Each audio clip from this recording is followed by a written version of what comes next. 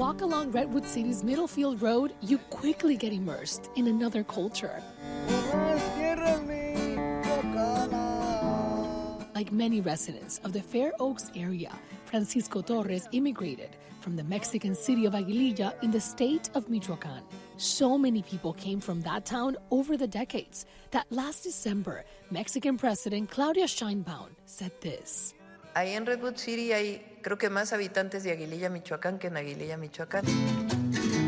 So, of course, we had to go to Redwood City to check it out. Hola, Juan Carlos. Hola. Meet the local expert. He knows all the spots. You're in Little Mexico and in Little Michoacán and Little Aguililla. So what is so special about this place that even the Mexican president was like, hey, I love this Little Mexico area in Redwood City? There's a lot of history here. The immigration from Aguililla, Michoacán started in the 50s. My father immigrated here in the 60s, and I was born and raised in this community in the 70s. The Mexican president also remembers Redwood City for its food. Se comen las mejores carnitas. The businesses that the president from Mexico is referring to are the famous carnitas michoacanas. This was our first stop. This is a family from Michoacán. They make them in this giant pan, and they stir them slowly. So twice a day, you can come and see how they make them fresh. It takes 4 hours to cook carnitas.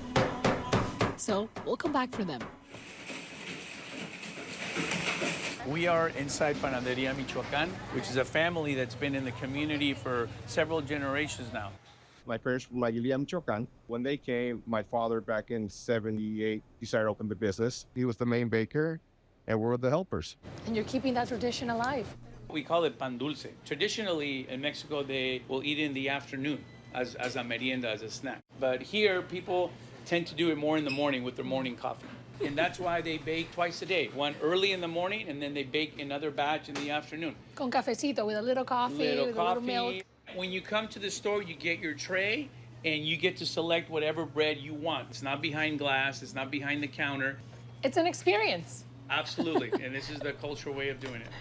I want to try all of them, but which one do you think I should try to give me a taste? Give you a taste? Of Michoacán. I would go with pastel. Pastel's very good. Pedro opened a second store on Middlefield Road. Here he serves a traditional dish from Michoacán. You can rarely find it at Mexican restaurants. Morisquetas, rice, beans, chile rojo, which is pork. It's a legacy of my father, not we're carrying on. We are now at Chavez Supermarket. It started in Redwood City. David Chavez immigrated here from Aguililla, Michoacán, and started his own chain of supermarkets. And now they have 10 all over the Bay Area. They also make their own tortilla? They make their own tortillas, not only corn, but they also make their own big flour tortillas. I love that Chavez also has their own taqueria. Next. ¿Me puedes dar un taco de carnitas?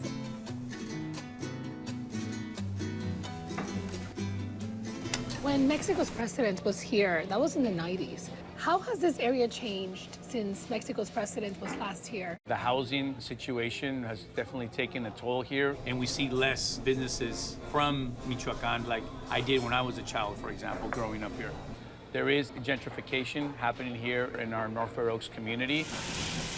You would think Connoisseur Coffee was part of that change. But the gourmet coffee roaster has been on Middlefield Road since 1984. It's as much part of the community as the Mexican shops. We have a real large local retail presence. A lot of it is a Michoacan community and Latino community, and we cater to a lot of their needs. A lot of them own the restaurants that we supply coffee to.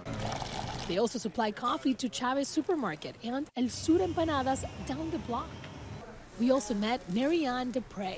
She sells Argentinian empanadas. She opened a cafe in the same location her dad had a grocery store in the 1970s. We would come after school, do our homework upstairs. I have vivid memories of the market.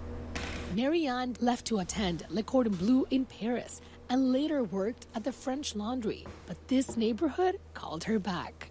I just thought it would be such a great kind of full circle moment for me to come back and introduce my product to this neighborhood and kind of build on my parents' legacy.